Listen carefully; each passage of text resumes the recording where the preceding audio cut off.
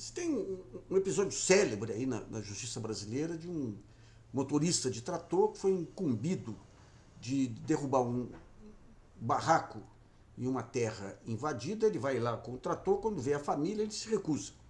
Daí você tem um processo, tem tudo, e ele define, a justiça define que você tem a questão da convicção é um fator, ou seja, qualquer coisa que vá contra as suas convicções, você tem o direito de recusar.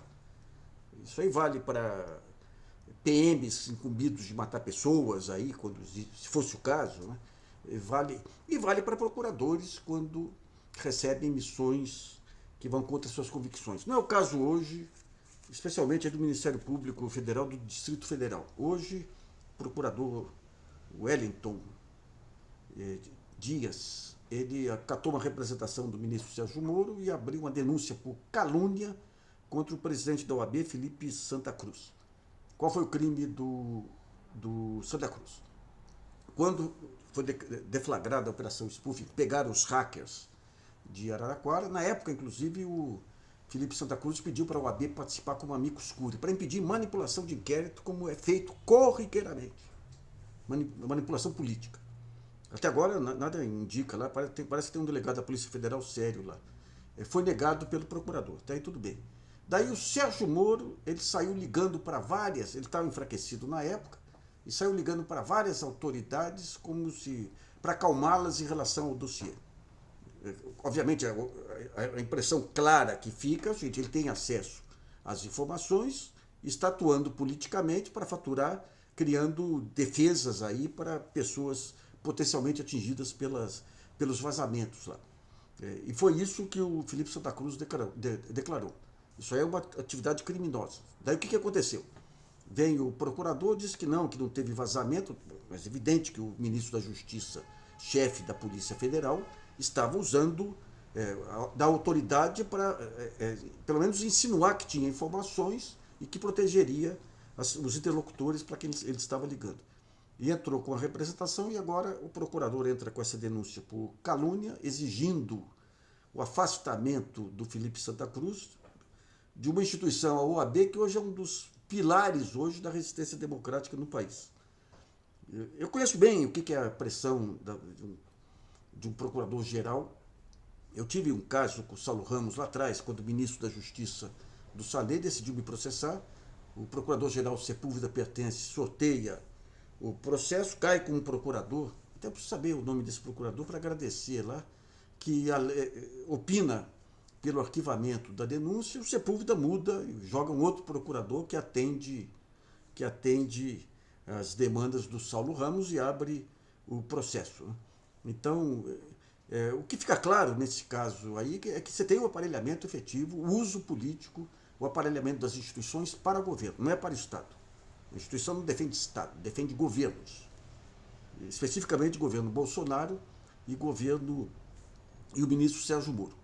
Então é uma mancha, mais uma mancha aí, especialmente no Ministério Público Federal, especialmente do Distrito Federal, que em toda essa fase de manifestações pelo impeachment era o pessoal mais atuante, o pessoal que usou muitas denúncias lá baseadas em factoides de jornais, da revista Época, da época. Então, essa é mais uma ameaça à ordem democrática. Por outro lado, no Rio de Janeiro, o Ministério Público Estadual soltou hoje, depois das apreensões de ontem, no caso do Flávio Bolsonaro, soltou um oceano de informações sobre lavagem de dinheiro e sobre as rachadinhas de Flávio Bolsonaro. Aí, pessoal, vocês falam muito do cachorro, é esse aqui, ó, esse cara de pau aqui, ó. Aqui, ó. Jack. Tá olhando desconfiado aqui, sempre me atrapalha, é só começar a falar que ele já quer se apresentar, né? E o que está ocorrendo, digamos, com esse caso do Flávio Bolsonaro Vamos ver o Jornal Nacional, eu estou gravando aqui antes do Jornal Nacional, mas é uma enxurrada de informações aí que não dá margem, e mais que isso, né? Mais que isso, você teve busca e apreensão em parentes próximos aí, ex-esposa de Bolsonaro, parentes de Bolsonaro, que abre espaço aí para se acreditar que depois daquele vexame do caso Marielle, né, da procuradora bolsonarista que tentou desclassificar a declaração do Porteiro, depois da ofensiva do Moro, usando politicamente a Polícia Federal para intimidar o Porteiro, há esperança de que se volte à tona esse caso, né? Mas mostra esse episódio do Felipe Santa Cruz que as instituições estão aparelhadas. É um aparelhamento ideológico, efetivamente. Ideológico. Você tem hoje, especialmente no judiciário, aí, essa questão do bolsonarismo, da visão de direita, da visão do antipetismo, do anti-instituições democráticas aí, caminhando a pleno vapor, né? A pleno vapor. E outro dia eu estava vendo hoje aqui um conjunto de pesquisas, é interessante. Fala-se muito no centro democrático. A imprensa cria essa ideia de que você tem a ultradireita do Bolsonaro, coloca o Lula na outra esquerda para estabelecer o parâmetro aí, para dizer que o centro virtuoso. E daí, hoje estava discutindo com o Fernando Pimentel, ex-governador de Minas, aí, para o que é esse centro democrático? Não existe. Você tem aí, as pesquisas dão 40-45% da população é anti-Lula até a medula. 40-45% é anti-Bolsonaro até a medula. O que sobra? Não sobra centro. Esse é o grande problema que você tem aí para essa questão das eleições. De um lado você tem, digamos, a necessidade de fazer um acordo mais amplo para superar, inclusive, o antilulismo. Quando se fala em impactos aí, não é especificamente pelo poder eleitoral do centro-direita, desse mercadismo mais liberal, é para tirar essa instrumentalização da radicalização que foi feito aí alimentado por Serra desde 2010, depois o PSDB pegando, até que a bandeira fica com o Bolsonaro, né? Então é um desafio grande. Mas é interessante, outro dia uma pesquisa de opinião do pessoal de Minas lá, quando você pega os dois lados, os bolsonaristas e os lulistas, as questões centrais de bem-estar da população não tem muita diferença. Por exemplo, quem vê o Estado como responsável pela saúde? 90% dos eleitores do Haddad, 88% dos eleitores de Bolsonaro. Quem que diz que o Estado tem que ter obrigação da educação universitária? 90% do Haddad, 88% do Bolsonaro. Quem acha que o Estado tem papel essencial na redução da desigualdade? 88% dos eleitores do Haddad, 77% do Bolsonaro. Quem acha que o Estado tem que garantir a aposentadoria da população? 80% do Haddad, 70% do Bolsonaro. Onde que a questão pega? Na questão moral. A polarização se dá especificamente aí. Então você fala, redução da maioridade penal, 90% do Bolsonaro é a favor, 55% do Haddad, que é grande, é a favor.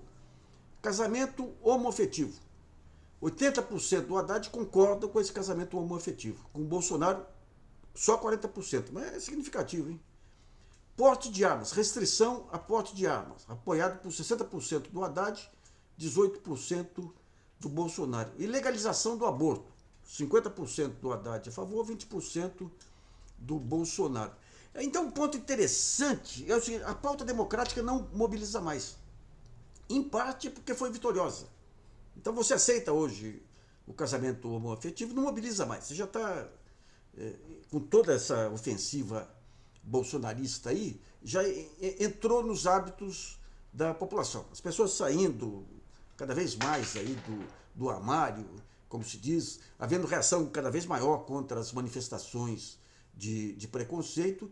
Então, de uma maneira geral, essa pauta democrática, pauta moral democrática, ela conseguiu cumprir a sua função. E o que resta agora? O que resta o que mobiliza hoje é a pauta antidemocrática. Então, digamos, os chamados setores progressistas têm um baita desafio para saber quais as bandeiras que têm que ser levantadas aí. E um ponto muito interessante é essa questão das fake news. Outro dia, um estudioso americano falando das fake news nos Estados Unidos. Falou, o Partido Republicano, se falar o eleitor médio do Partido Republicano, se falar os maiores absurdos da Hillary Clinton, eles vão acreditar e vão espalhar. Se o democrata passar um fake news aí sobre o Trump, daqueles absurdos, não passa. Por quê? Porque você tem níveis diferentes. Esse é um desafio interessante, né? Quando você pega o pessoal mais bem informado, quem é anti-Bolsonaro? É o pessoal mais bem informado. Isso aí não se trata de preconceito contra o bolsonarista, mas o bolsonarista ele é, por princípio, um imbecil científico. É o cara do terraplanista, é o cara que aceita qualquer coisa. Então, e por outro lado, digamos, os ataques ao bolsonarismo não são tão horizontais, tão abrangentes quanto os ataques dos bolsonaristas. Então é um jogo interessante. Né? Outro dia eu estava participando de um debate sobre como rebater essa ofensiva bolsonarista, né? E até jornalistas aí, alternativos e tudo. Temos que fazer assim, assado. Até eu falei, não, meu papel é jornalístico, a militância é outra coisa. Mas é essa grande dificuldade das linguagens do novo tempo. Né? Você pega pessoas bem, eu já comentei aqui, pessoas bem aparelhadas intelectualmente que entram na guerra do Twitter. Daí o que eles fazem? Opiniões politicamente corretas e frases para lacrar, como se diz. Daí vem o Carlos Bolsonaro, aquele gênio da comunicação, e solta uma frase incompreensível para lacrar. Então, quando você pega o sujeito que está no meio lá, ele vê as duas frases, não tem discernimento para saber que essa aqui é uma frase de um especialista, que tem toda uma fundamentação atrás disso, isso aqui é a frase de um porra louca. Então é uma luta muito desigual. E daí entra essa parte interessante da falta de visão do PT, CUT. Eu vou falar, gente, cá para nós, eles já deviam ter aprendido. Né? A CUT outro dia contratou o pessoal de algoritmos para tentar entrar nessa guerra. Gente, algoritmo tudo é para quem não tem militância. Quem tem militância, sabe o que faz? Cadastra os militantes. Cadastra, põe no WhatsApp, põe no Telegram. Até outro dia me falaram de um chinês aí, o WeChat. 900 milhões de pessoas. Eu entrei no WeChat, assim, não tem nenhum conhecido aqui, tudo chinês. Né? Então, digamos, essa questão da comunicação, pô, quem tem militância, os caras não tinham militância nenhuma, conseguiram montar uma baita rede com os algoritmos. Quem tem militância não tem cadastramento.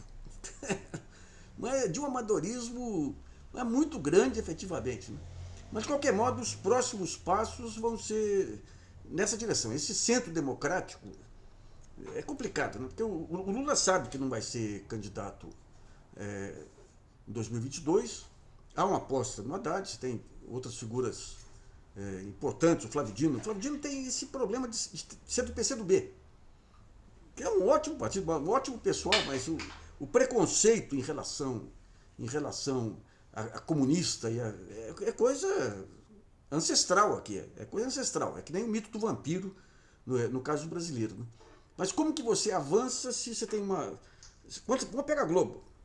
A Globo, você pega os jornalistas hoje aí que são democráticos, né? Alguns que foram pilares do discurso do ódio, trouxeram os primeiros discursos do ódio, fizeram todas as manipulações possíveis na fase pré-impeachment, até na fase do impeachment, hoje tentam se reajustar aí, se reconciliar com sua biografia. A hora que entra a Lula no meio, a Globo.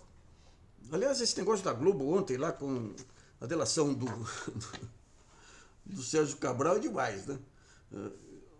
O Sérgio Cabral, se ele entra na questão do judiciário do Rio de Janeiro, pega a Globo. A influência da Globo, a promiscuidade com o judiciário do Rio é ampla. Então ele coloca, mas vai ser tão inócua quanto a do Palocci, que cada vez que o Palocci soltava um fogo de artifício aí, era Jornal Nacional, 10 minutos de Jornal Nacional.